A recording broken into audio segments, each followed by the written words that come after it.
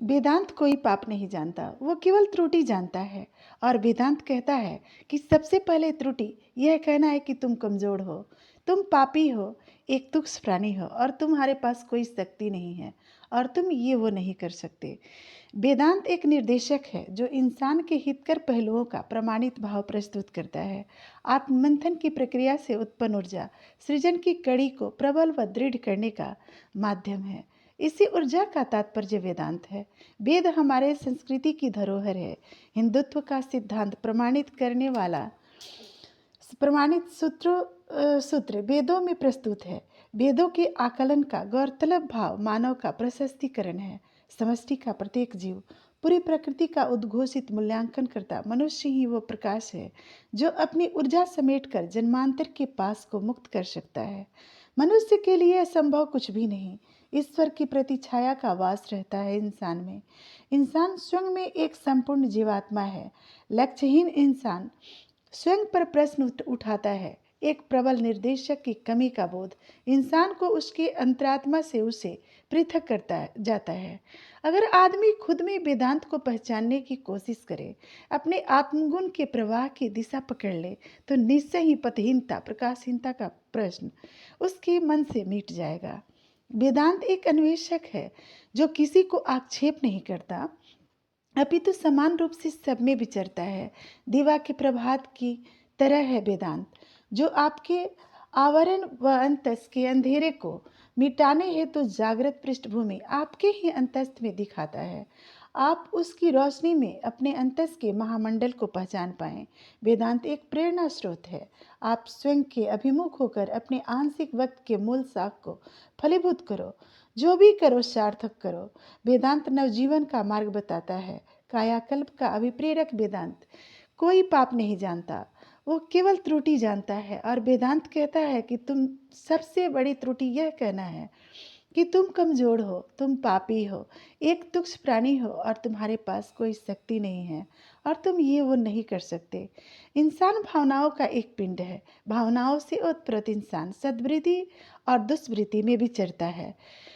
जिस भावना की वृद्धि जैसी प्रवाह करती है, वैसे ही प्रतिक्रियात्मकता स्थितियां या परिस्थितियां इंसान को कर्म उपलब्धि ढोना पड़ता है। यूं श्रेय मिला तो इंसान श्रेयस्कर कहलाता है और पतित कर्म हावी होता है तो फिर जीवन दुस्तर बन जाता है। ऐसे में भी इंसान का फलाफल अंतिम पायदान पर नहीं थम जाता।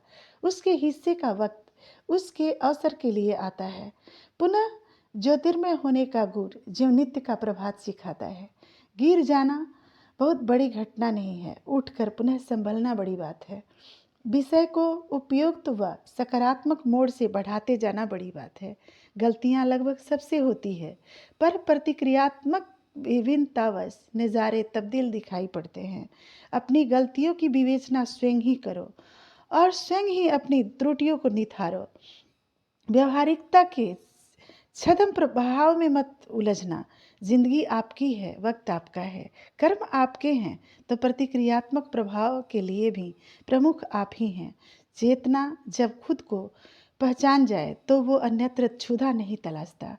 अपने कलुषित भावनाओं से कमल तोड़ने की कोशिश करो। देखो बहाने बेमायने हैं यहाँ, क्योंकि वेदांति की दृष्टि दिव्य दृष्टि हर त्रुटि का निवारण बताता है। वो चाहता है तुम निष्पाप व सच्चे बनो।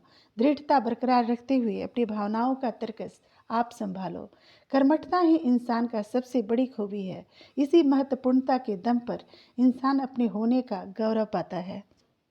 जिंदगी के सफर में सक्षमताओं का उद्घोष जारी है। जो जितना में है सबको उसे खुद की जिम्मेदारियां उठानी है। एक इंसान अपनी प्राकृतिक सक्षमताओं के दम पर एक परिवार का मुखिया या श्रेष्ठ सदस्य कहलाता है। जिंदगी के एक चरण पहले वक्त में वो अपनी अग्रिम उपलब्धियों के लिए अनजान रहता है। उसे नहीं पता होता उसकी कर्मठता का श्रेय, पर वो फिर भी अपनी भावनाओं का अन्वेषण करता हुआ निरंतर लगा रहता है। वो कार्यरत रहता है। यूं ही एक दिन उसके हिस्से वक्त की चौहद्दी बन जाती है। दिशाओं से उसका एक पहचान बन जाता है। देखो, आप करोगे तो ही बढ़ोगे, आकांक्षाओं को प्रबल रखोगे तो ही भाव वृद्धि के योग बनेंगे। मुझसे नहीं होता, मुझे नहीं करना, ये सब मेरे योग्य नहीं, ये सब भावना आलस्य है। जब इंसान की आंतरिक ऊर्जा पस्त होती है तो उसे सूर्योदय या सूर्यास्त का फर्क नहीं पड़ता। तब वो अपने मनोनीत नियम बना लेता है। हताशा निराशा एक छद्मवृत्ति है, इसका त्याग आवश्यक है। हमारे अध्यात्म में इसके लिए अनंत गुर वर्णित है। सक्षमता के अनुसार योगाभ्यास इंगित है। आप सकारात्मक सोचो, ऐसी ही चेष्टा करो।